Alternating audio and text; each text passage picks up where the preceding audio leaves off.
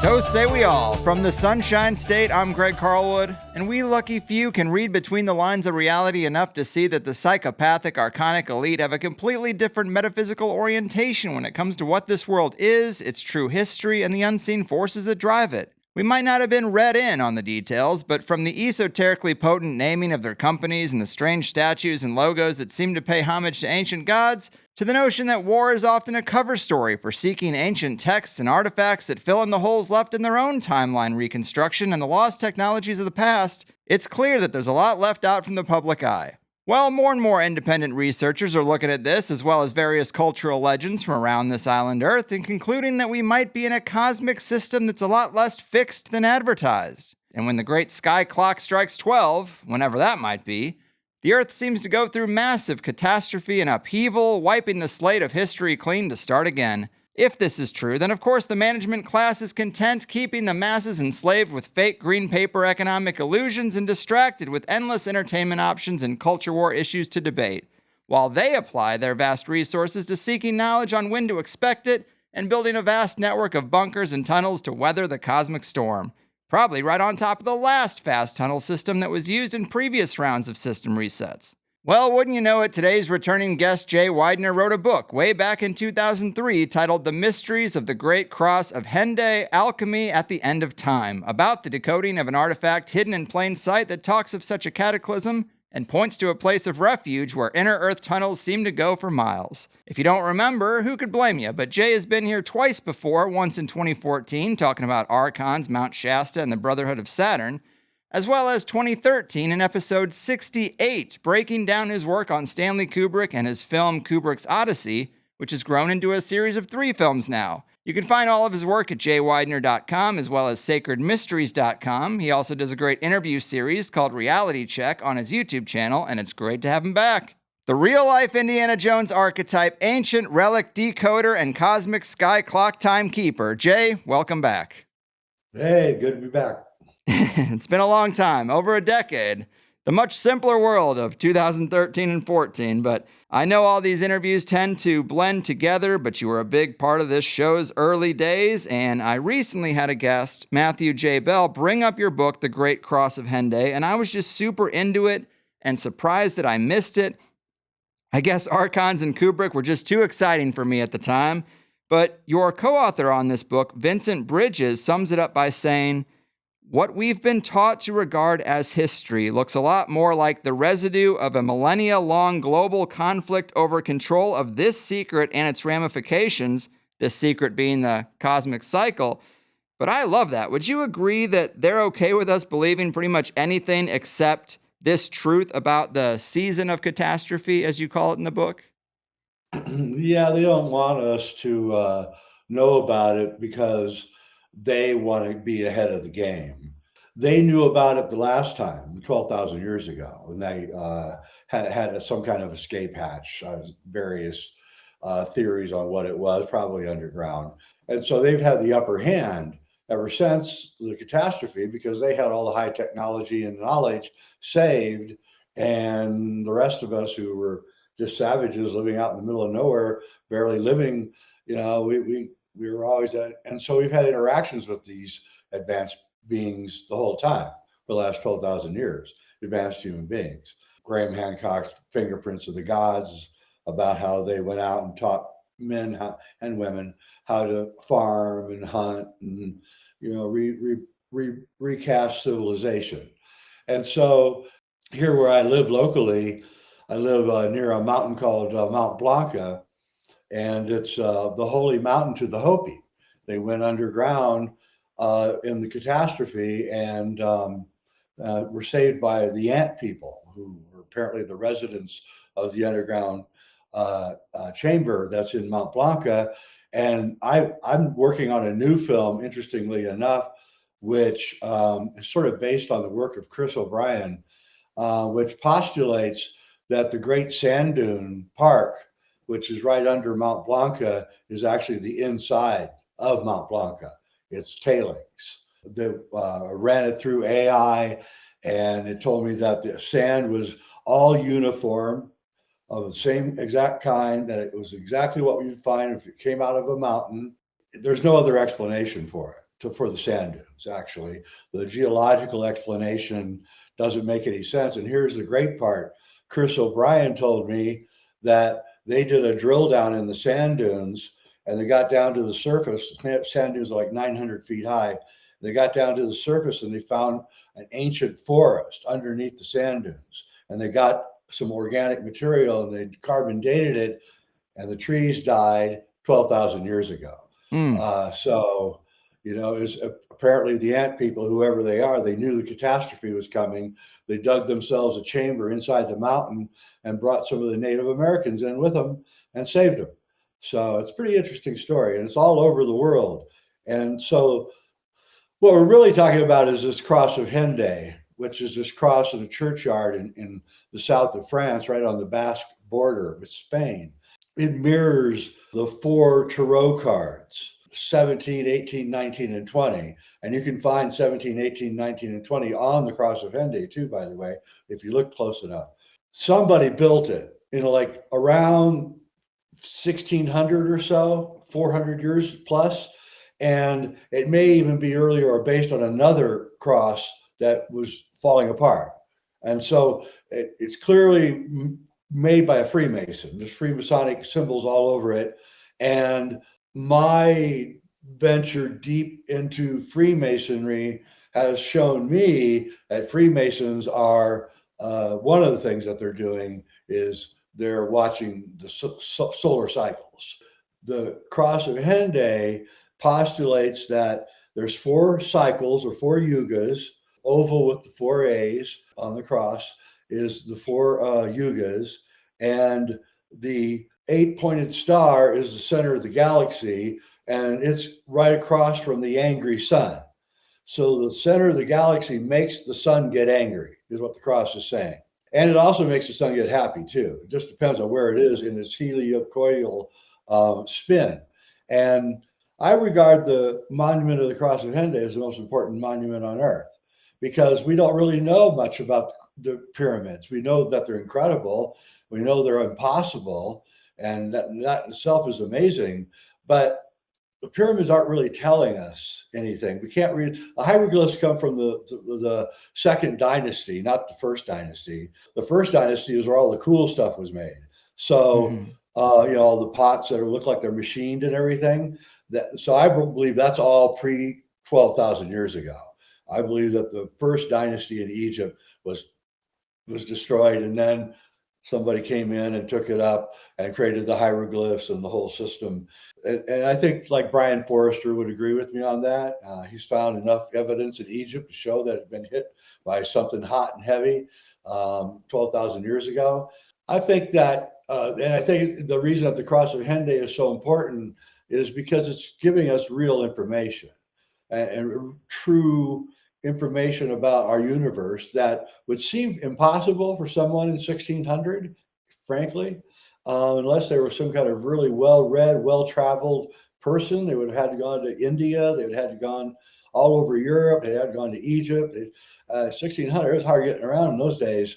So whoever it was not only told us about the seasons of our galactic seasons, but they also told us about, a place of refuge. And then when you start looking into the tunnel systems that are in Peru, and then you discover, of course, that there's tunnel systems in the Himalayas, right? Yeah. And there's probably tunnel systems in the Rockies, right? And then probably already been discovered and everything.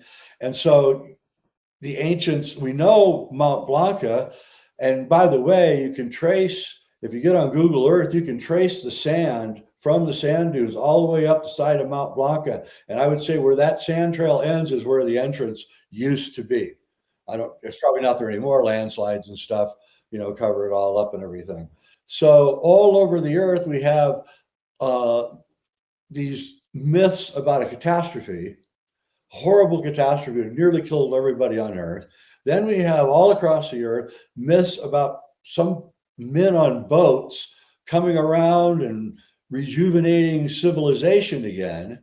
And then you couple that with the Cross of Hendaye, then you're getting a pretty serious read on what's going on here. So what this is about is we go the solar system oscillates. It goes up and down like this at the edge of the galaxy. So the edge of the galaxy, I mean, the edge of the galaxy is all this muck and rock and stars and everything are right on the galactic plane.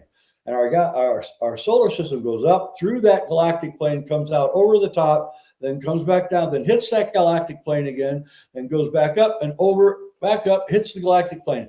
Every time that the solar system gets behind the galactic plane, the emanations from the galactic center stop.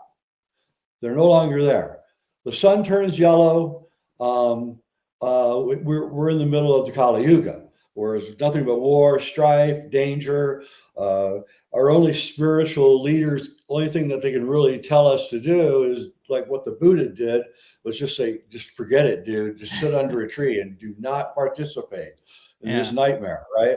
And so we have these spiritual traditions which were born out of the Kali Yuga. Jesus, Christianity is also another religion born out of the Kali Yuga. Jesus's message is really, you can't deal with any of this. You just have to just back off, right? And that's exactly what you have to do in the Kali Yuga. However, so what also the Cross of Hendaye is telling us is that when we hit the very, very peak of the golden age, the very top of the golden age is when the catastrophe happens. That's what throws us back into the down loop again, is the catastrophe. So it was 12,000 years, we went up, we're in the golden age 12,000 years ago, we hit the catastrophe, we then went down into the silver age, down into the bronze age, down into the Kali Yuga, and just now, right now, we're just coming out of the Kali Yuga. We just came out of it. And the sun has turned white again, like it was previously. Yep, people have noticed that. Probably will turn purple before it's over, by the way. So we're going through these massive changes, and people are losing their minds because, for one thing, the solar energies have increased, but so have the galactic energies. And so we're getting more psychic, and a lot of people can't take that. And so they're freaking out, you know. And there's a lot of other weird stuff going on. I don't know if you're aware of the Voyager thing that happened a few weeks ago. No. You aware of that one? No, tell us. So Voyager is the very first spacecraft that we sent out into deep space. And it passed the barrier of the heliosphere about maybe a year or two ago. So it's now 15 billion miles away from Earth. And some time ago, I don't know when, they're kind of not telling us, it made an adjustment. It adjusted itself. And that's impossible. There's no fuel. The fuel lines are all frozen. Then it let out a hum that never let out before. And nobody knew what this hum was. And this hum went on for a time period.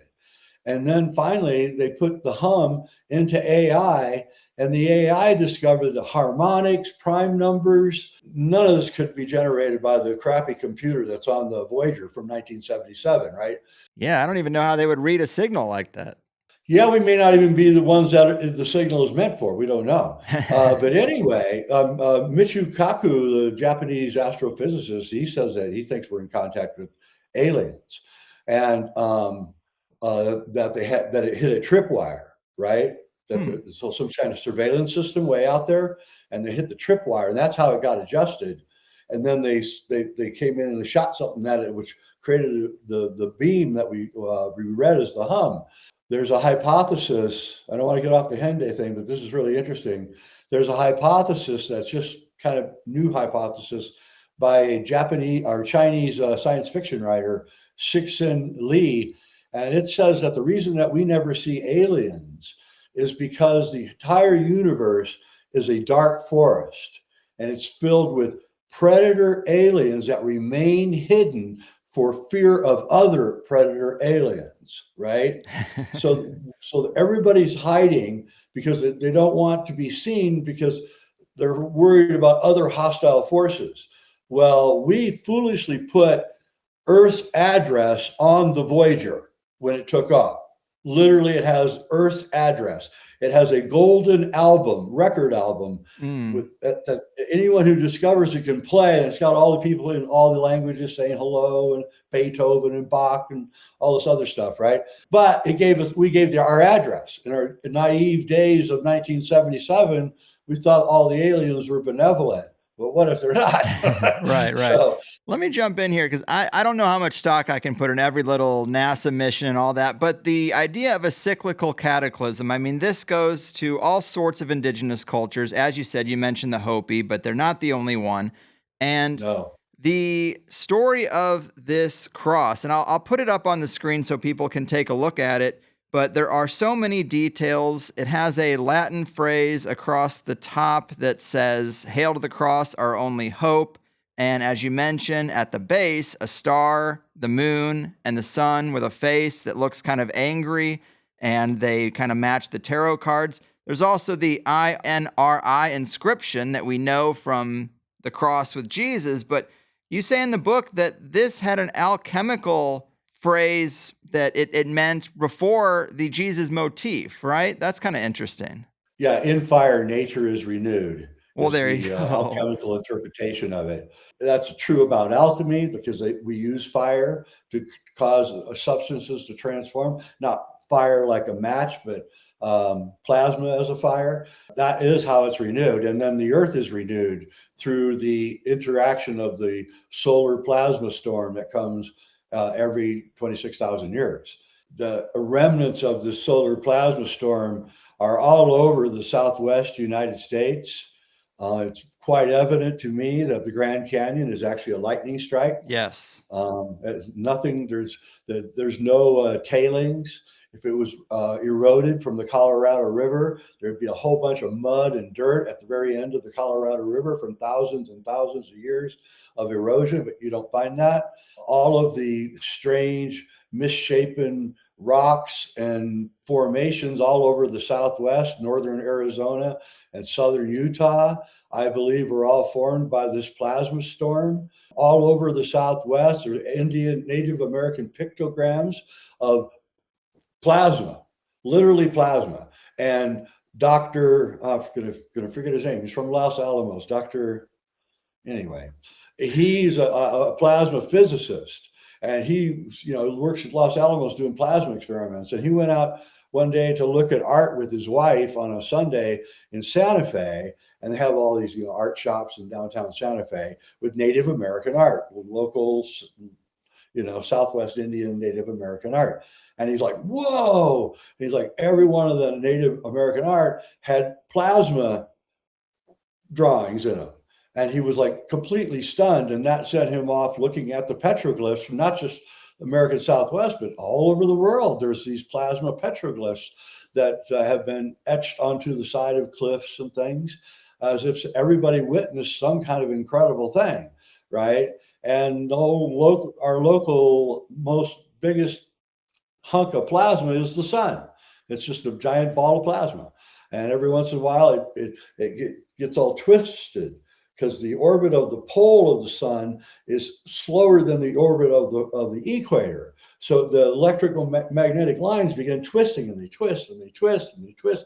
And it's controlling. And finally, it reaches the point where that's it. That's it. We're done, and it explodes.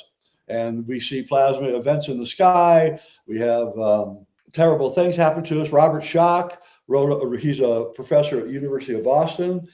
He wrote a book about all this after seeing one of my lectures, I might add, and on the Cross of Hendaye, and a really good book, Forgotten Civilization, I think it's called. And it's all about how the evidence all over the earth of this gigantic solar event that happened. What I think happened is because the Cross of Hendaye says that there's a double catastrophe. That's so important to understand.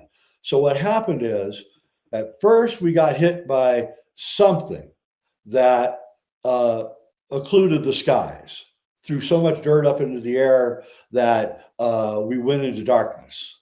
We went into the Younger Dryas, the 1,200-year-long, really severe ice age. We were pulling out of the long ice age. And everything was starting to warm up. Things were getting better and better. And then we got hit by something.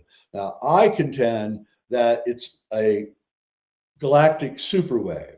A pulsing periodic galactic superwave ripples through the plane of the galaxy and causes the sun to explode, causes it to become a T-Tauri star. In other words, it pushes so much dust into the solar system that the dust falls on top of the sun and causes the sun to ignite after. So I think that, but like Randall Carlson, my good friend Randall Carlson, he thinks it was a meteorite or a comet that hit.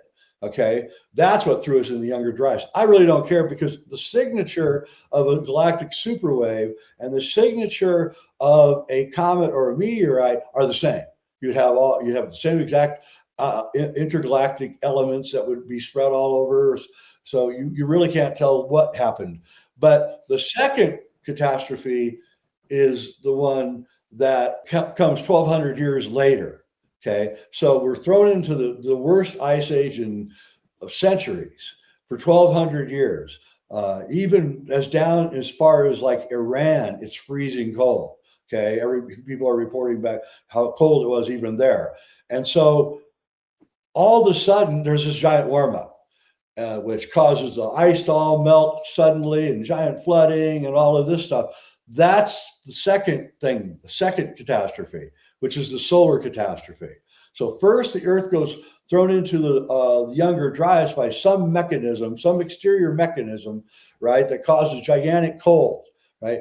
Then the sun flares, hits the Earth, and turns it all into, it melts everything, and sea levels rise, and cities that were there are destroyed, and finally everything warms up, all the big animals die off, and here we are. And here we are, man.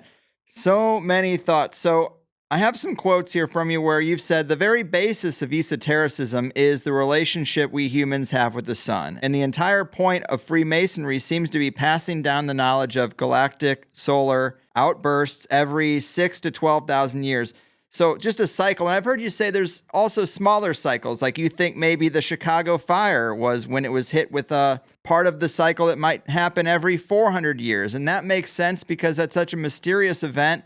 The descriptions do not match like a conventional fire. They say things are flying out of the sky. And yet the official story is, well, a cow knocked over a lantern in a barn and the whole city burned down. And it's like, well, why would they need a cover story? If the secret is that we have these cycles and the biggest deal is keeping it secret, then yeah, there's going to be cover stories to this kind of stuff. And your book kind of starts out with following the trail of alchemist Fulcanelli and his book, The Mysteries of the Cathedrals. There are, I guess, 12 cathedrals in the book, and you went to France and across Europe and actually went through these cathedrals, and his point is that they actually contain this information of cyclical cataclysm encoded in them, but they've been co-opted and the knowledge obscured.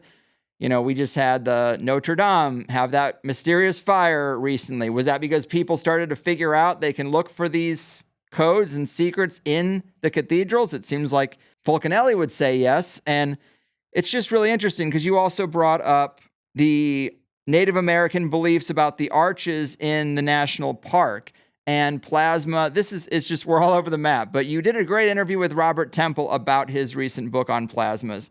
Man, there's just so much weird stuff about plasmas. You also have in the book these crop circles from the 90s and how they kind of look like they're trying to explain some of the celestial configurations that happened at these time periods. We didn't have that context back then, but now people are waking up, looking at it with new eyes, and it's like, man, maybe that's what it was.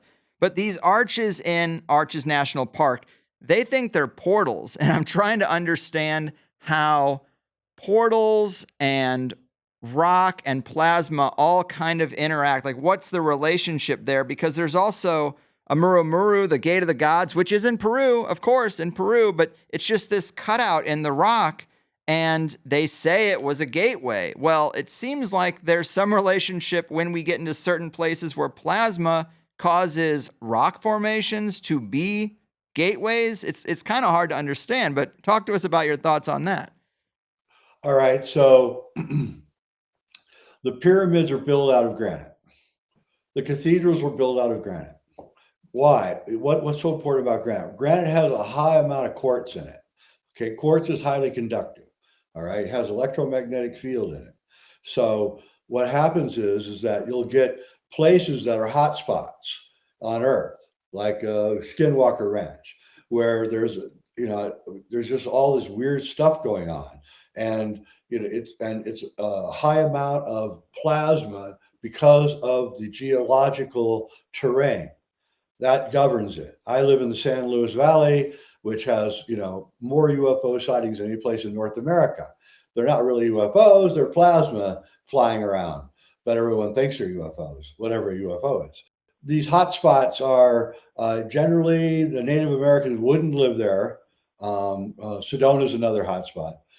They wouldn't live there because the energy was too high, and they generally told the white people not to move there in most cases. There were no Indian settlements in the San Luis Valley ever. They've never found any traces of it. So they would come up here and hunt, but they wouldn't live here permanently because it's just too hot. The energy is just too much. Same with Mount Shasta. Same thing going on there. So you have the right geological foundation, and then you have the right shape too. So in Arches National Park, you have the round arches that are everywhere, and so the plasma is going to concentrate better because it has, it's all the plasma is running through the rock, and the rock is all around. So now the plasma electromagnetically can connect to itself and create the portal, and that's how the portals are. And they're most of them are accidental, but the ones in arches are real. I would not suggest you jump through one of those arches. Native American told me that when he was a kid, he jumped. His friend and him were playing near the arches, and when his friend jumped through the hoop, this Native American was like 75 when he told me the story 30 years ago, jumped through the thing and didn't come out the other side. The weird part is that his body was found high up on a mountain nearby, like 20 years later, and he had the same clothes on that he had when he jumped through the thing, and he was the same size and everything. So he froze to death. He landed someplace way high up and froze to death. Wow, That's how he died from exposure. I know you've brought this up before, but you think that all the hubbub about the missing 411 stuff, this could be related. And I've heard you say that you mentioned this theory to David Paulides, and he said, well, it sounds about right. But the story you just told, a person ends up on a mountaintop far away from where they disappeared. That is like textbook for the missing 411 stuff. It's like the person has to have been relocated somehow. So yeah, very interesting possibility. You remember the guy, I think it was in Pennsylvania, he was skiing and he went down the ski slope and he never seen again. And then 3 weeks later, he showed up in California. Yeah. No memory, had a haircut and new clothes. And it's like, what? It's a weird world. And this plasma reality makes sense of a lot of strange things. So that's right. So the real secret of alchemy is plasma. It's a secret fire. So it says it all over the alchemy book. So you can't do anything if you don't know the secret fire. And then they further describe it. It's the fire that does not burn. It's like, huh? For years I was like pondering, what does this mean? A fire that does not burn. And then, I had my final revelation probably about 20 years ago that it was all plasma. Plasma is 99% of the universe. Hard matter like us, we're 1% or less of the universe. And our physics only studies the 1%. They don't really bother much with the other 99%. There are plasma physicists, but they don't really rate much in the world. Astrophysicists rate higher, and so plasma has not made the rounds yet, but it's coming. Right. And all supernatural experiences are interactions between humans and the plasma universe. Ghosts, apparitions, strange, weird things. If it's supernatural, if it's translucent, if you can see through the thing, then you're probably dealing with the plasma being. And they're everywhere. A report came out in February 2024 by a group of physicists, and then another report in October of 24 by the same group. The first report had video, photographs, everything of the plasma beings from NASA. and said that these are living sentient beings that have predatory behavior, that and there are millions of them. And I've seen them. I know they exist. And they're made out of plasma. And then the second report talked about how they're all over our atmosphere. And planes should watch out because you might hit one of these things, right? Right after the October 2024 report came out, came all the plasma things in New Jersey and all across the world. All of a sudden, there was all these plasma events, and people, oh, there's UFOs. And I look at them and go, that's not a UFO, that's a plasma beam. So all of a sudden, they're making their appearance, and furthermore, the Vedic text talking about the cycles say that when we come out of the Kali Yuga, we will see things that we could not see in the Kali Yuga, that we were blinded. And only by coming out of the Kali Yuga can we start seeing all of these strange things that are going on around us. And it's truly weird, dude. I know this dude, he got hit, he was a construction worker. And he got hit by a swinging chain with a hook on it. And it hit him right side of the head really hard. He had a hard hat on, but his brain got sloshed over and had a huge concussion. And he went to the hospital. He's in the hospital for like a week. And they tell him he's got to go home. He can't work for like 3 weeks, right? So he goes home. He goes back to his apartment. And he's making himself a sandwich. He's sitting down to eat it. And all of a sudden he sees like this translucent humanoid walking by him. And he's like, what the hell? And then he sees another one in his apartment. And they kind of interact with each other. And then pretty soon, one of them notices that he's noticing them. And so they both come out and they start looking at him like he's like some kind of weird creature, right? Yeah. Like, what? You can see us, right? And he got totally freaked out. He completely ignored them. And as he got healed, they slowly faded out. But what is a concussion? Your brain is plasma. So a concussion is when that plasma gets slammed up, and now you've got like a hole in your plasma, right? Like for at least until it heals, right? And that's what happened to him. He saw the plasma world that he couldn't see before, and he didn't want to see it anymore. Believe me, Wild. He was really happy they faded out. Yeah, I can imagine. So yes, this plasma context and the cyclical cataclysm context, obviously they have huge overlaps, but they make sense of so many little threads. I even think about Göbekli Tepe and they say, well, why was it buried intentionally? Well, if it was an early version of a cathedral type thing that actually did have a sky clock in it that kind of showed, hey, be ready for this, then of course these people would have buried it. Your book also goes on to talk about the idea of the Crusades or the Inquisition and the brutal destruction of the Cathars and the indigenous cultures that the Inquisition came across. You know, all this stuff.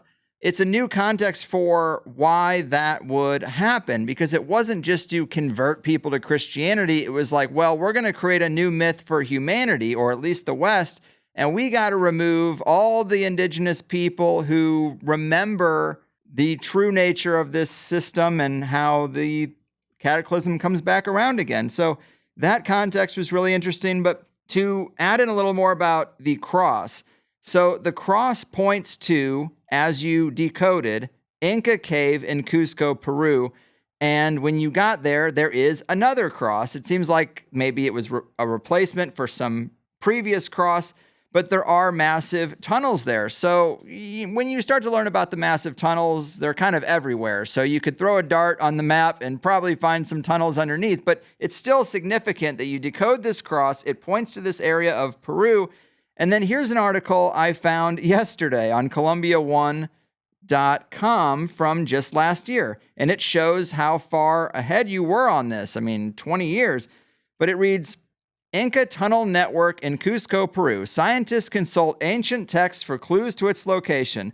The first clue as to the existence of the tunnels came from a chronicle about an anonymous Jesuit, which dates back to the year 1600. According to this tome, while a church had been built on the site, a conscious effort had been made not to interfere with a deep pre-existing cave that had been made by Inca kings. It was understood that this cave crossed the entire city of Cusco, one of the oldest cities in Peru. Man, it just sounds like these scientists needed to have a copy of your book. Yep, they do, but they know about it because I'll tell you what happened is the book came out in 2003, and then I got an invite to go back to Peru in 2007. So I went to every single place where I knew there were the openings to the tunnel system that I'd already been in. They're all guarded by armed guards, every one of them. I couldn't get into any of them anymore.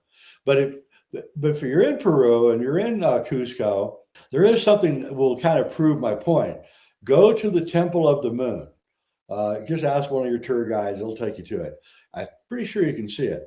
Go in there and look at the walls. They're perfectly straight. It's perfectly straight, and that's what the tunnel systems are like. So somebody, and it looks not like they're chiseled. It looks, frankly, like heat to me. Looks like something got it really hot and then pushed it out, and it's exquisite work. And that's what the tunnels are like. They're completely square, and they're completely smooth, like they're some kind of heat was used on them. And they go all the way. I've heard from Inca shaman that there's a tunnel that goes all the way from Lima to Cusco. That's where they hid from the Spanish, right? The Inca. They hid all their wealth and everything down in the tunnel system. There's a famous story of a white woman married to an Incan Indian, and she's just constantly berating her husband for being useless and not having any money and all that. And then one night, she gets woken up and he says, I got to put a blindfold on you. And so he puts a blindfold on her. He takes her somewhere and he takes off the blindfold. And she said, there's in this incredible cave, and it was just filled with gold and diamonds and everything. And he said, see, I have money. He's just trying to prove to her that he had money. And so he knew where the stash was, right? They probably all the natives down there know where the stashes are. They're just not telling anybody. Right. There's another interesting story I like. I think it's a Native American story that has a similar motif of a white man married to a Native American, and they were married long enough that he got brought in to hear some of the secrets and shown some of the underground tunnels. And it was like, if you ever talk about this, there's dire consequences. And he talked about it, and they cut out his tongue. It's like, sorry, man, we got to protect our secrets. And they do. It's so crazy. But to get more into this book, I know it's been 20 years, but the alchemist Fulcanelli, we should know a little bit more about him. He wrote this book, The Mysteries of the Cathedrals, in 1926, and then in a 1957 edition, he added a chapter called The Great Cross of Hendaye, and this is where your story starts.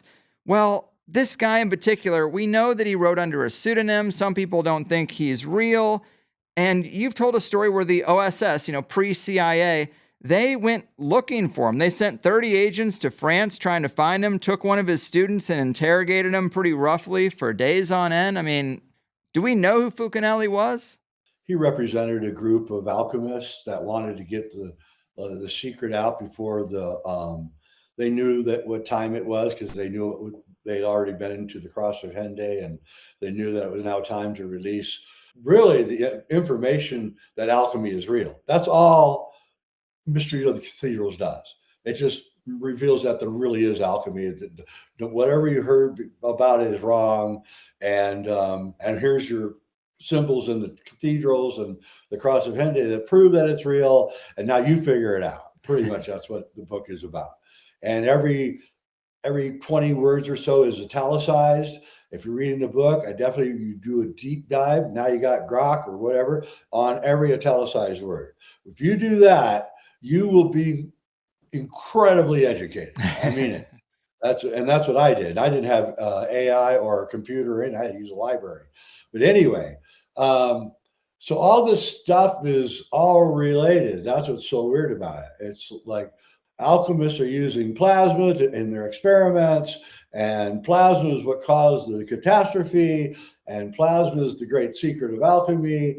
So Fulcanelli just really brought us the knowledge that it was all real and gave us the instruments to determine how to investigate it. Now, the Cross of Hendaye's chapter came out in the 1957 edition, and if the CIA has just spent the last 10 years or so in 1957 searching for your ass, Then all of a sudden you put out a new book with a new chapter. You think that's not going to cause some attention to be paid to that chapter? Of course it is. So what happens next? Oh, I don't know. 1958 is the geophysical year. All of a sudden the United Nations is like pumping money like crazy into measuring everything on Earth, everything, ocean depths, mountaintops, everything, everywhere, going everywhere. Then in 1958, oh, that's when NASA got started. Oh, yeah, that's right. And what was NASA's mission to do? Go out in outer space and look for artifacts of ancient civilizations. It's right in their doctrine. And who started NASA? The Navy, So over and over, we see that there. Oh, and then what happens in 1960? The DUMBs get started, right? The deep underground military bases begin digging. And they're clearly very concerned about something, right? And it all starts after the Cross of Hendaye chapter comes out. Then all of a sudden there's a panic, a super panic. And what it is that my dealings with Freemasons have always been really disappointing. I read all these really cool Freemasonic books from hundreds of years old. And so I thought when I met Freemasons, I would have this amazing esoteric discussion.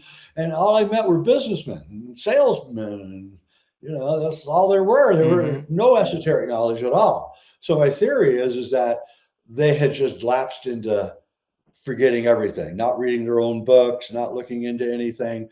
And then when the Cross of Hendaye came out, it was a total freak out. Right? Somebody probably deep in the Freemason world said, hey, that's what this book over here that was written in 1810 says, right? And that's what this book over here that was written 300 years ago says. And so they all started freaking out. They put money in the geophysical year. They put money into everything, and everything that they could do. And the secret space program. Let's not forget that. That started in the late 50s also, right? And what was the purpose of the secret space program? To get out of Dodge, right? To go somewhere away from the Earth, right? So the whole thing is just so obvious when you look back at it, and they're in full freak out. And I'll tell you what, after that book came out, I could get any wealthy, I'm talking like hundreds of millions of dollars, man to talk to me. They all wanted to talk to me. Everybody wanted to talk. What is this about? What's going on here? Because they're freaked out, right, about the whole thing. But I don't really think it's going to happen anytime soon. I'm not really all that worried about the catastrophe happening within 100 years or so. Oh, okay. 'Cause I have heard other interviews where you weren't quite as confident. So I do want to talk about that because we often get into these subjects and people think it's something immediate. And then if it's not immediate, they just dismiss it entirely. And I think that's a fallacy because you've even said that although World War II was very devastating, lots of people died, you kind of conclude that it was in part a cover for a series of missions by the Germans to Peru, Tibet, North Africa, and Asia, and Antarctica, searching for something in an almost desperate fashion. Like they knew the world was short-lived and they wanted an escape route. That's a quote from a previous interview. But Hitler did visit Hendaye specifically, which I do find to be pretty interesting. And you've also said that in British English, there's a little bit of a wordplay there because usually they drop the H. So even Hendaye is Enday. And it's like there's these little coded things. It's like a game of telephone where we're a little bit away from the original meaning, but not quite. You can still reverse engineer it. And then what happens after Enday? It's Henday. It's the rebirth, right? Right. So the hen is laying the egg, right? And rebirthing. Right. Yes. So it's like, what? And, you do call this a season of catastrophe. And I like the season analogy that things go around. This is just a higher scaled up version of the seasons we experience on the planet. You say that the intelligence of the design is that, well, this happens to burn off all the bad. And I like the concept of that. But then I have to ask, well, if the elite have got a monopoly on the information and they've got kind of a monopoly on the resources to avoid the cataclysm, It's almost like they jailbroke the system, although this kind of a reset would certainly shake up any centralized control system. You could say that in that regard, like the elite are always building up to total global control, and then this happens and we're all kind of back in the Stone Age, and they might have an advantage to know it's coming and to kind of get back on the surface and kind of restart their thing. But it definitely does throw a wrench in their little machine. But talk to us about that, just the nature of it being a season and what it seems to be designed for and how you think it's gone in the past and what might happen with this next round. Yeah, so the Kali Yuga is like winter, right? It's the depths of winter. It's freezing cold out. Nothing works. Everything's breaking because of the cold, especially if you live at 8,000 feet like me. And that's what it's like. And then the summer is the golden age, right? And then the spring are the two intervening yugas and fall. You go through a whole, one catastrophe causes another catastrophe. So that's how it works. So, will the elite survive? They're certainly trying to. I know that what you're saying, but I don't know if I'd want to be underground if suddenly there was this gigantic increase in temperature on the surface. I'm not sure you'd be protected that much. And I'm pretty sure that the solar catastrophe is going to hit Mars too. In fact, that's the 4 planets around the angry sun, those little stars. I believe that's Mercury, Venus, Earth, and Mars, right? And the 4 inner planets, the hard planets, get hit by the solar storm. I heard Elon Musk go, "Oh, we'll got to get to Mars because Mars won't get hit by the solar storm." I'm like, dude, what are you talking about? Of course it's going to get hit by it. Right. And you got no atmosphere there either. So what the hell? Another place where you have those lightning strike looking scars along its surface, just like the Grand Canyon. This is the plasma thing. It's hitting everybody. You can't get out of the way. Although, you mentioned the Hopi story. There are stories where the legend is being taken somewhere else and then brought back. And I don't want to distract too much from this idea of what might have happened with the last cataclysm and this idea that they kind of get right back up to restarting civilization. They do seem to have a little bit of an advantage, don't you think? Oh, yeah, big advantage. So I just don't think it's as easy as there's just a lot of variables. I mean, let's say you do have a cave opening in a mountain into a tunnel, and you all go in there. What happens if there's a landslide, right? What happens if there's an earthquake? And your opening is closed up, and you're stuck in there, right? So you'd have to really think it out. And I'm sure that they got the smartest guys on earth thinking it out, like Dr. Strangelove, and they'll probably survive. We won't. But maybe it's a good thing that they survive. It's also, let me see how I can put this. There was a break in Freemasonry in the 1700s.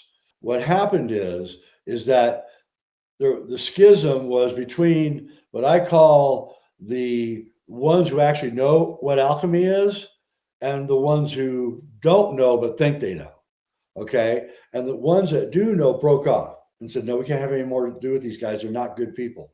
You can't do alchemy if you're an asshole, by the way. So they broke off from them and they went underground. That's where Fulcanelli comes from, this group that went underground. And the other group became the Illuminati.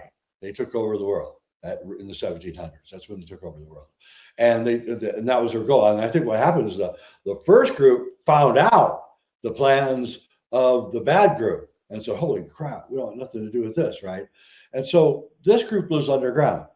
Not underground literally, but underground, hidden from us and civilization, because they're worried that the other guys are going to find them and kill them because they're looking for them. Because why? Because the first group has the secrets of alchemy, which means they can live a long time, they have enlightenment and all that. And this other group wants to live a long time, but they can't because they're assholes. So, when the alchemists would get arrested by the king, and the king would say, "Give me the elixir of life. I want to live a long time." And the alchemists would go, "I can give it to you here, dude. It's not going to do you any good." And you say, "Why?" It's because you're a creep. It's not going to work on you. Right. So, so right now, this secret group, this hidden group, is contacts us through telepathic means, because that's the only way they can operate without getting caught. And so they come into your certain people, and they have a giant influence on them, and they make things happen. Books fall on them that they want them to read, and suddenly doors are open that and it all feels very mysterious to the person it's happening to. But that's how they operate. And right now, they're operating on total overtime. They are the good guys are using the technology of the bad guys to spread the word about what this universe really is. And the war is really heating up, and the bad guys are feeling the heat, and they don't understand where this is all coming from, how people can suddenly know things that they shouldn't know, and all of that. And that's where this is coming from. And it's a it's like the universe responds to us, Right. talks to us. And if you know Yes. how to listen, then you'll get a great advantage.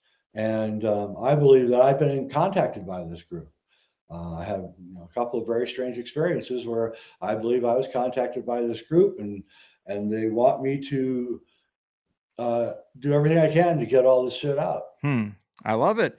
And I wanted to fold in just a little bit about the whole climate change agenda. So, in this context, it does appear that it's a way to A, explain changes to people that they'll see, because you'll see these changes or this extreme weather. If they're not making it themselves, they can at least say, see, this is what you did and this is where we are. So people aren't surprised by strange things that they might see, but also it allows them to profit from these changes, because climate change comes with a lot of new rules and regulations. And it also allows them to limit people's lives and mobility. So if in the name of climate change, you can't travel because it produces too much CO2, well, it also hurts your ability to survive this situation where they're going to have a whole different set of rules to get through. But talk to us a little bit about that. Do you think the climate change agenda and the way it came on the scene right at this point in time relates to the cycle and where we might be in it?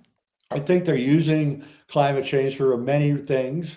One, yeah, to explain away the weird stuff that's going to happen, and it will happen as we go through cycles. And of course, they're trying to make a lot of money off of it. But the real reason they're doing climate change is so that you're living in perpetual fear. Now you're afraid of the weather. It's like, it's just ridiculous. I did a man on the street interview in 2005, and I went to this town I was living in, and I had my wife take microphone and ask people stuff. We interviewed this girl, two girls that were probably 14 years old. He said, "What do you think is going to happen in 20 years?" That was the question we were asking. And they're, "Oh, everybody will be underwater. Everything will be flooded." And I was like, "Holy crap!" Here we are, 20 years later, or 2000, yeah, 20 years later, and none of it happened. And this is what these kids have been taught. So they're living in perpetual fear. They're 12 years old. They're completely terrified of the weather. Come on, And so, just the archons doing their dirty work. Yes, and I heard you say in an interview that was actually 3 years old, but I was looking for something along these lines. But you said when you're trying to assess where we are in the cycle and how soon it might be really coming up, you really want to look at Canada's weather for warning signs. Do you still feel that way? Yeah, Okay. yeah. I think You want it to be heating up, or was that what we're looking for? Is no, no. We're looking colder? for it to get so cold they can't grow food. Mm. Yeah, that's what's going on. We're not going into heat. We're going into cold. Grand solar I mean, minimum kind of stuff? yeah, we were spent what? How long was the ice age? 300,000 years, something like that. I mean, the norm is the ice age. The last this warming that we've been going through is absolutely not the norm, and it won't last. And there was a guy. He wrote a book about all this. It was really good. He bought land in British Columbia. He's American. He bought land in British Columbia, convinced that because of climate change, in a couple of years he'd be able to grow grapes in British Columbia. And so he bought 100, 500 acres up there, got all his grape ready, waiting for the climate to change. And He's growing potatoes right now. And it never came. Right. And this was 20 years ago. So it never came, right? 20 years ago, they were telling us that, what was it? Global dimming or something? That the sun was going to dim out on us, and it never happened. And like, the problem when you get to be my age is you remember all the scare tactics. It's like, oh man, I remember in the 1970s, the cover of Time magazine, are we going into a new ice age? And then 20 years later, oh, the climate change is heating up the world. And you're like, oh. Well, it's like there is a cycle, there is change, but it's at such a long arc that they kind of just use it to keep your mind occupied and waste the life you do have here. But there is a 400-year cycle. There's many cycles within this larger cycle. There is a 400-year cycle. 1600, the weather started warming up in Europe again. It was cold until that. 400 years before that, 1200, when the Cathars are up and the weather was nice. And then 400 years before that, you just keep going back and back. And end of Rome is 400 years before that. 400 years before that is, the turn of the century and the Roman Empire being built and Julius Caesar, 400 years before that. So you can see there's some kind of cycle going that's a 400-year cycle within the larger 12,000-year cycle. Mm-hmm. So it's very strange. And we're in one of those 400s right now. We're right now in there. And I don't know what's going to happen with that one. So right now, we're really at the crux of about 4 of these mini cycles with the larger cycle. Okay. And that's why everybody is freaking out and going crazy. We manifested for the big show, it seems. Before we go, I just wanted to touch on some of your other work and recent stuff. You put out A Clockwork Shining, Kubrick's Odyssey 3. Well, what does that add to the stack of the first 2? So it's on Amazon, by the way, folks, if you want to get it. I think it's only like $1.50. But so Clockwork Shining is about how The Shining with Jack Nicholson is really about MK Ultra program, and that the Overlook is like the United States, and Jack is the MK Ultra victim, and the program is trying to get Jack to kill his family. That's the whole point of the program. And all through the movie are MK Ultra symbols slipped into the movie, which when I first saw it, I had no idea. It was only now later that I've studied MK Ultra did I figure it out that, oh my God, that's why he put that in there. Well, that's why he put that in there, and things that didn't make sense in The Shining. Yes, it's still about moon landing and all that, which is an MK Ultra operation, by the way. And but that Kubrick was telling us about several different MK Ultra operations. Shelley Duvall's reading Catcher in the Rye. That's the very beginning of the movie. Well, Catcher in the Rye was written by J.D. Salinger, who was an OSS agent, and it's the whole book is about how the Freemasons are taking over the world. He calls them Egyptians in the book, but it's clear that the hero of the book, Holden Caulfield, is a Freemason, and he has a people killing hat that he puts on. So when he wants to kill people, he puts his hat on. And the whole book is just, we pull that out. We should talk about that. And then other symbols and things that happen all through the movie are directly related to MK Ultra. And don't forget, Kubrick made A Clockwork Orange 10 years earlier, which is about mind control. So I watched the trailer for A Clockwork Shining, and yeah, Catcher in the Rye, we know that has been used for programming assassins before, at least twice. Hinckley had it on him, and then there was another one who also had David Chapman shot Lennon. Chapman. I think I'm messing that up. Chapman is the one who had it, and there is another one. No, Hinckley was reading it really? when he shot Megan. They reuse the same script so many times, I can't keep it straight. But then also in the trailer, you show that there is a poster that just says Monarch in big letters. And it's like, oh, Project Monarch, very related. Clearly that's in there for a reason. Yeah, we interviewed Kathy O'Brien in the movie, and she was a victim of Project Monarch. There you go. And I also wanted to at least touch on Darcy Weir's latest documentary, Dark Alliance, the inside story of the Cosmic Con, largely about David Wilcock and Corey Goode. and this big dust up with Gaia TV when you were the head of programming and there were lawsuits involved in all this stuff. I definitely saw that from afar and stayed far away from it. But it seems like that's the final word on the whole story and everything. Well, tell people a little bit about that, your involvement in it, and what the end of that story is. So David Wilcock had a show on Gaia called Wisdom Teaching. And we had a rule at Gaia that all the hosts of all the shows all got paid the same, because we knew they'd talk to each other. If one was getting more than the other, it'd be a big fight. Yeah. So everybody got paid the same. And he came to me and said, I need a raise. And I said, I can't give you a raise. I said, because you have to make the same as everybody else. Sorry, that's the way it is. And he said, oh, shit, you need to know what to do. And then finally, I thought about it for a few days. I came back and he said, you could start another show and then you get the same pay, but it'd be twice the pay.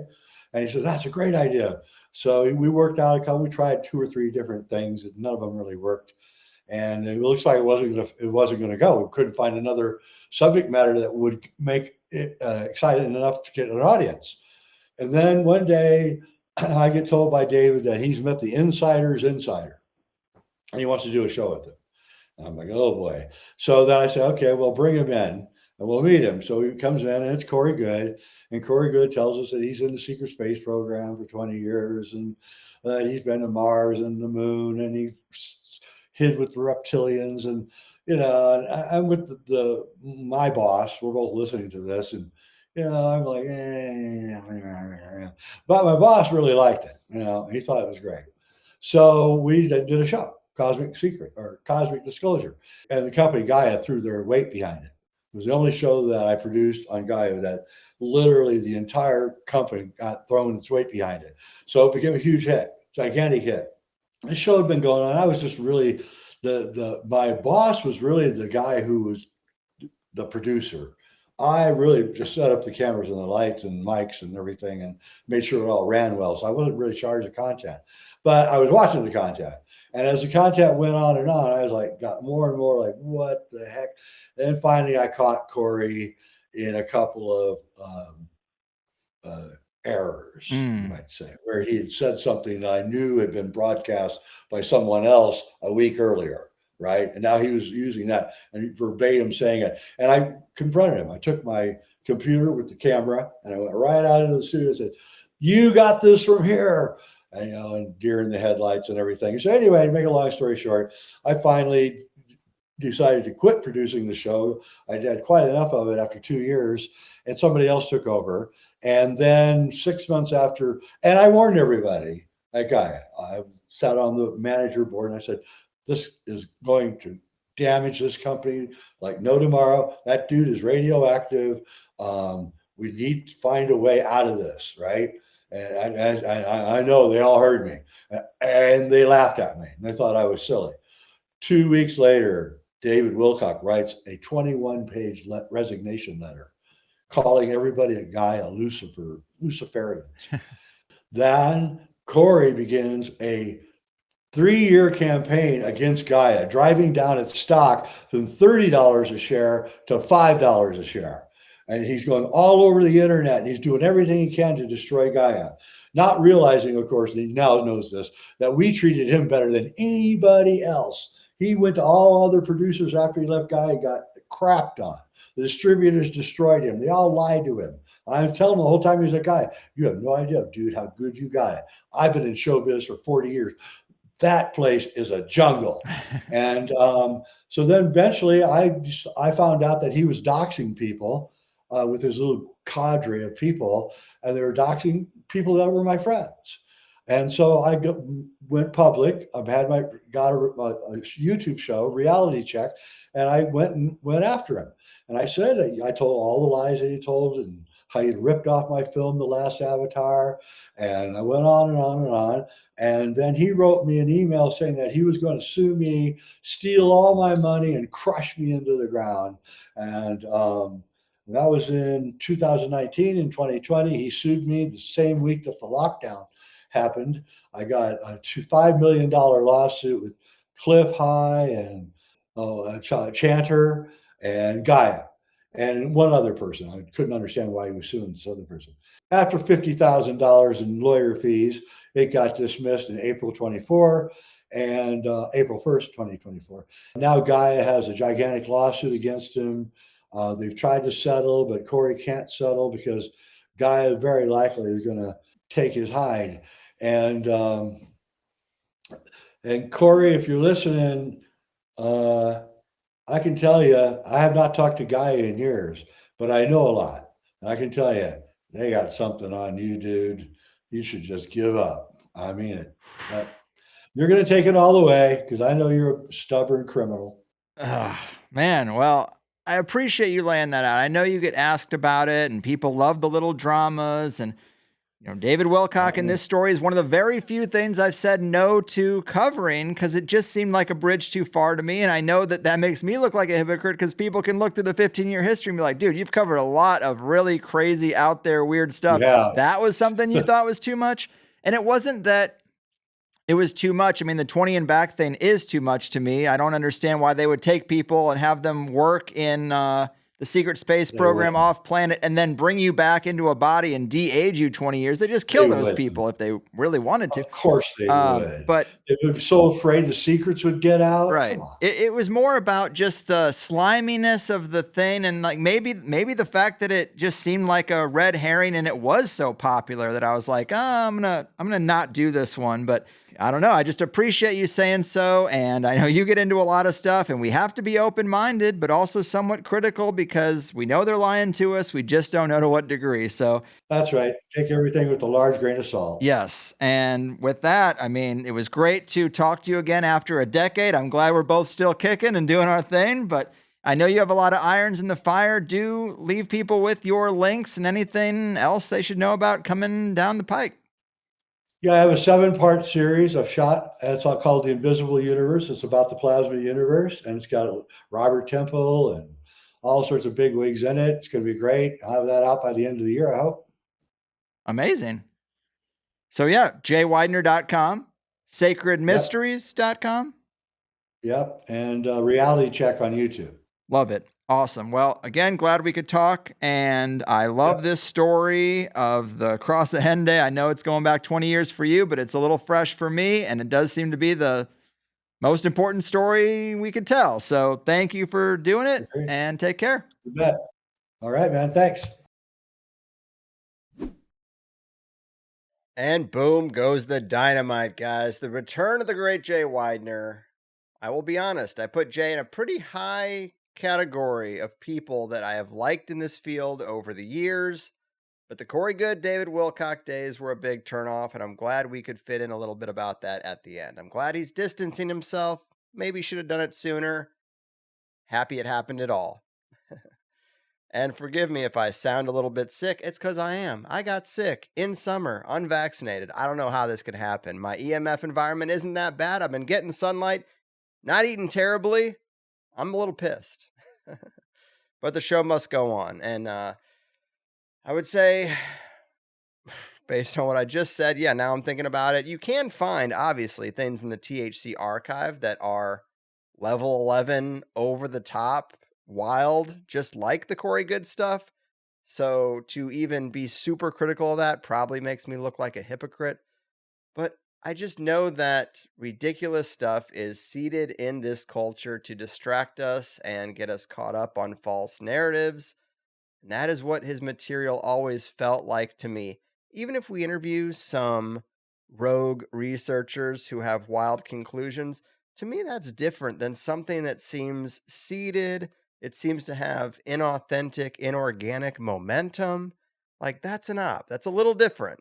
I can entertain a guy like Howdy Mikowski or Jay Dreamers because I still think they're independent researchers who maybe just go pretty far with it. Is the distinction making sense? Does it even matter? Anyway.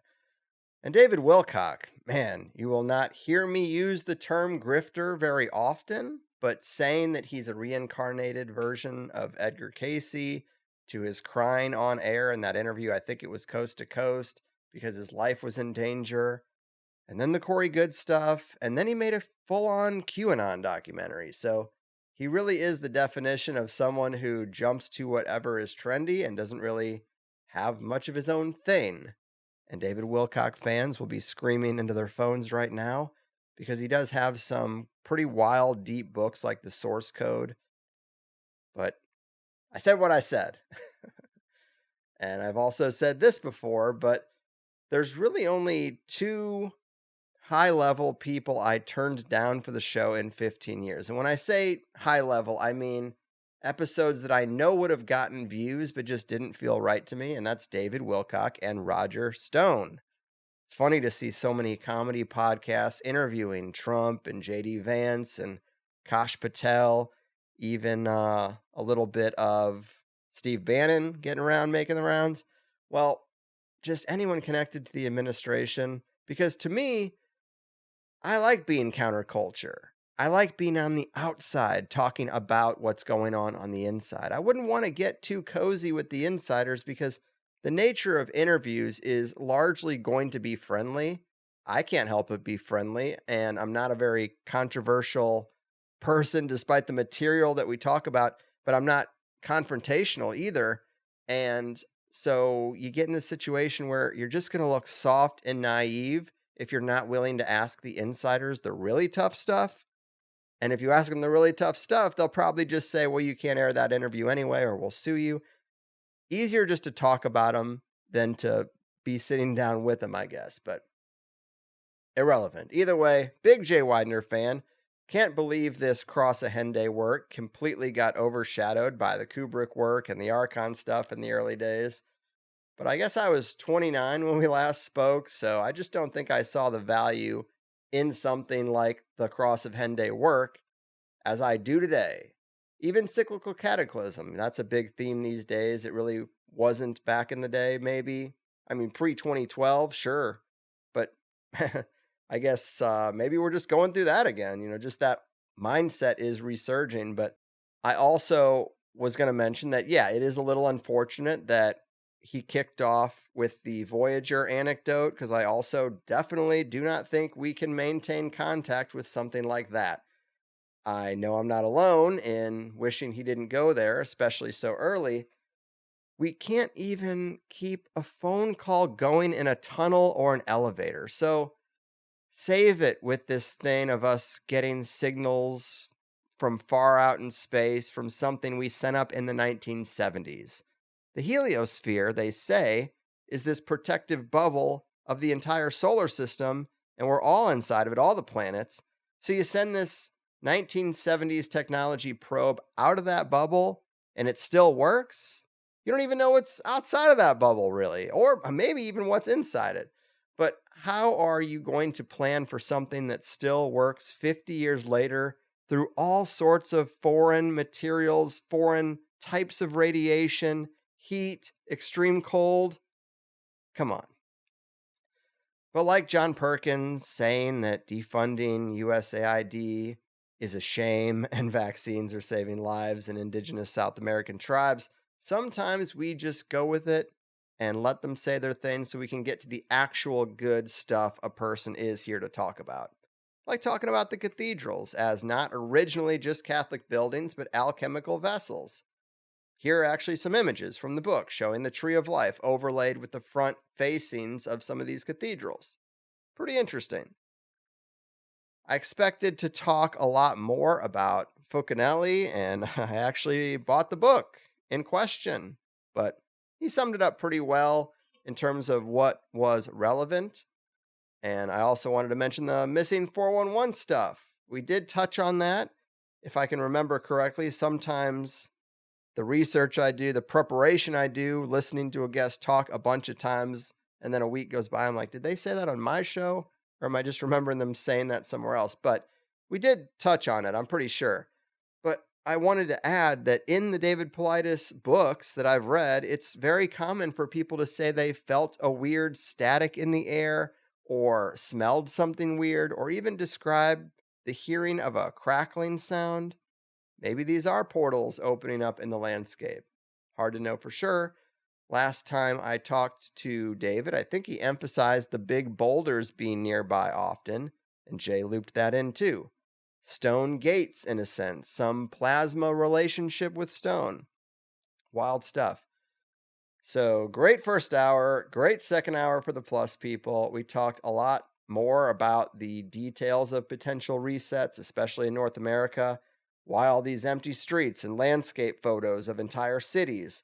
We talked about the orphan trains and the repopulation motifs, life, death, and the plasma body. I thought he really knew that well. Do not cremate your loved ones, folks. We got deeper into the cathedrals, Tibet, and the underground civilizations, Rosicrucians. Again, I swear I'm not even trying to bring them up into every interview. It just keeps happening. So sign up for Plus if you want more show. It's the only funding mechanism of this show, and it's the most honest if you ask me. Okay. So let's get back to the repopulation of North America thing and the orphan trains. I love that we have video now just for this reason, because when it comes to wanting to show you video, it's almost always been about those postcards. So I think we talked about it in the Plus show. So for free listeners, this maybe doesn't make a lot of sense, although the context of repopulation and resets, it was what the whole show is about. But this particular thread goes like this. So there were a lot of orphans in the late 1800s. Some say there's a good reason for this. Some say mass vaccination gone wrong. Some say Europeans just wanted to send their kids off to America for a chance at a better life. Whatever the reason, another one people throw out is, war. There was the Moor Empire and the whole battle there.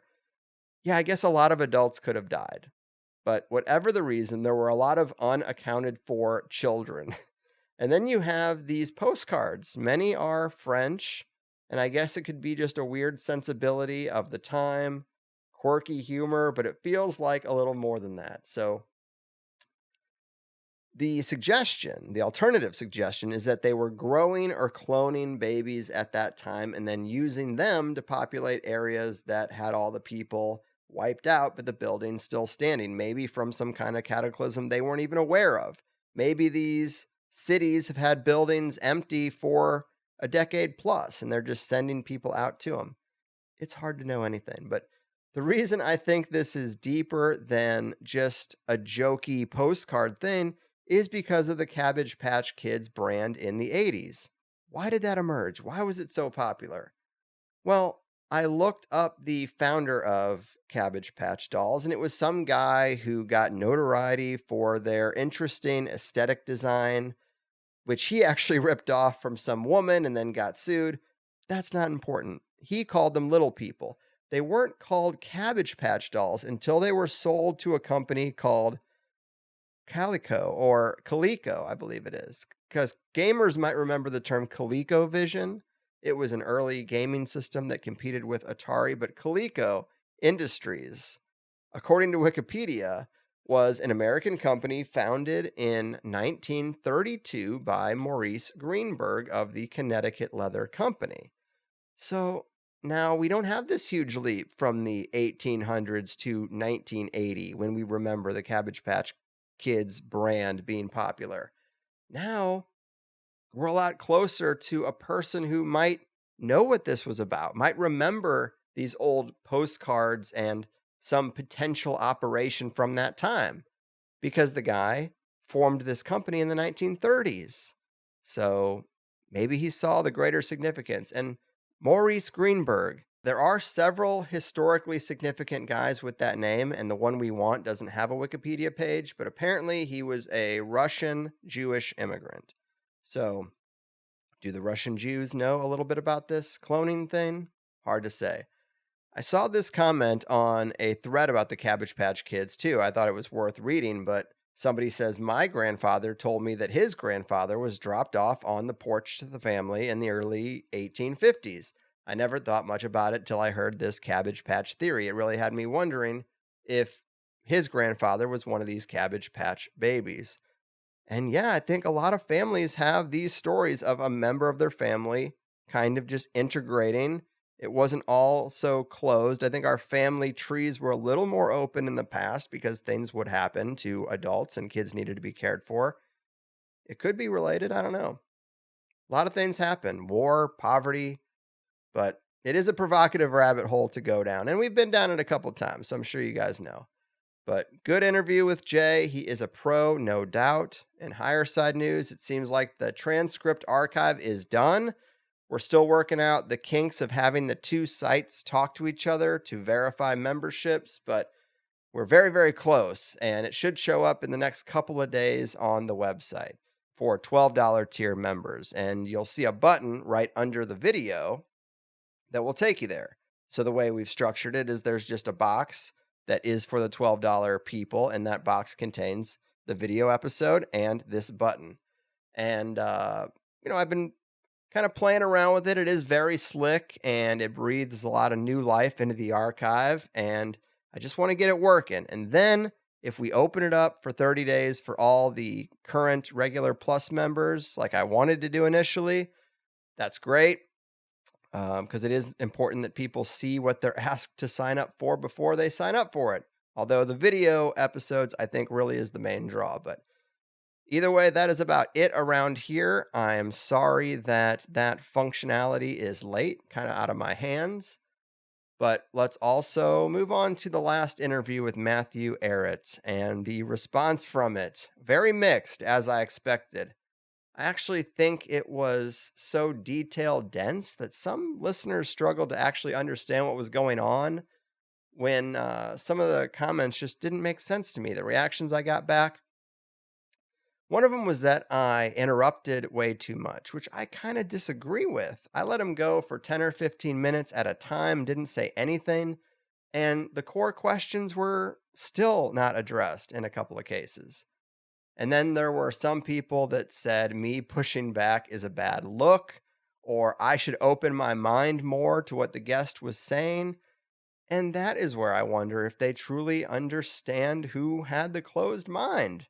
To clarify, Matthew does not think the Oracle of Delphi or the Sibyls had any actual psychic talent at all. He thinks it was all smoke and mirrors mixed with different forms of abuse. He doesn't think Tesla was just a paper cutout character. He thinks there is no alternative energy field at all. He doesn't just think that the occultists run the world because they have a monopoly on occult power. He thinks the occult and magic is just kind of fake. He thinks it's all Siegfried and Roy, David Blaine style illusions. He doesn't think there's any real reality to the paranormal or abductions or anything like that. And this is obviously the stuff I'm pushing back on. He can recite all the history and names and dates that he wants, and he is very, very talented in that regard. And he's a great speaker. There's a lot that I'm like, man, I wish I was that good. I wish I had that recall. But to say that anything in the metaphysical, paranormal, esoteric box is an illusion, or that most of it is, I guess he leaves the door cracked open barely with that anecdote he gave, but he doesn't think there's a reality to it. So that to me is a big thing. You're so close to a materialist when that's like kind of something that almost all of our guests are past. But either way, to say it's all an illusion and a Rosicrucian cult just trying to promote a fake paradigm, I think goes too far, and I would imagine many of you feel the same. I would suggest he read Dean Radin's Real Magic or Lynn McTaggart's Power of Eight for a start. And honestly, I'm mentally tortured enough over that episode that I just kind of want to move on from thinking about it, because from the moment it was recorded, I mean, even while it was being recorded, I was like, I am not doing very good here. But the Plus rating clocked in at 3.7, the lowest in a very long time. I'm sure part of that is me, but I know part of it is him not directly answering the questions and some of the data that he would go to and cite, and then this attitude that nothing metaphysical is real. But I'm just going to take the L and move on, and I've got the next 3 recorded already, and I'm very pleased with them. So onward and upward, I say. I imagine this one today that I'm releasing will be received way more favorably. But all right, 2 down for July, 3 to go. Meetup calendar incoming. Let's see where the listeners are having their THC events. We're jumping all the way down to July 16th, Ontario Ranch, California at Brewhaven. And then also July 16th, New Haven, Connecticut. There is a meetup at Nolo. And July 20th, we got Centralia, Washington. Bub's Pub, Sports Bar and Grill. I'm pretty sure that's new. And then Colorado Springs, Colorado, also on July 20th at the Crooked Q. July 21st, Gail Brath's Alehouse, Eden Terrace, Auckland, New Zealand. You know that it's happening. And then August 1st, Bentonville, Arkansas, Danger Dave's, another new one. And Astoria, Oregon at the Astoria Brewing Company on August 8th. So, awesome. Glad to see the calendar is getting some use. It is there for you to expand your network and get offline a bit and have real-world interactions with like-minded locals. Take advantage of it at thehighersidechats.com. But that is really it. Jay, again, crushes it every time. Big thanks. Thankfully, he took me up on this offer to talk about such old work. It doesn't always happen. I hope he sells some books over it. But that is it. I've done my part. Your move, Cathedral Co-opters, Cross of Hendaye hiders, and Cyclical Cataclysm deniers. Your fucking move. A spark of inspiration said if we build it, they will come. The message was mysterious underneath the midnight sun. The flicker of the fire gave a hint of something there. An outline took its shape. The deeper into it we stared. And it said, when the stars align, we'll try to call. Build a shrine, open the portal. We'll give you knowledge, take it or leave it, from the cosmic college, if you can receive it. We started stacking up the stones, just following the plan. According to a ritual we could barely understand. We were so curious, we just couldn't put it down.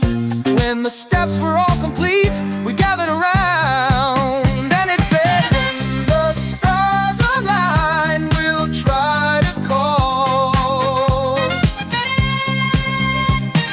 Come to the shrine, open the portal.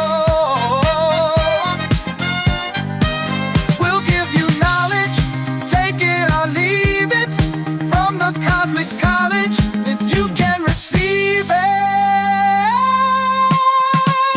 Yeah. Bang the drum and take the brew, just like we've instructed you, and this strange conscious connection will ensue.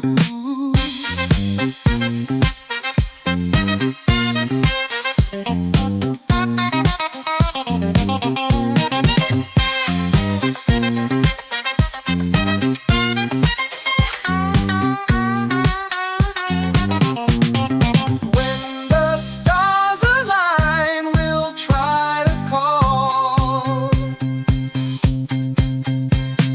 Come to the shrine, open the portal. We'll give you knowledge, take it or leave it, from the cosmic college, if you can receive it. Bang the drum and take the brew, just like we've instructed you, and the strange conscious connection will ensue.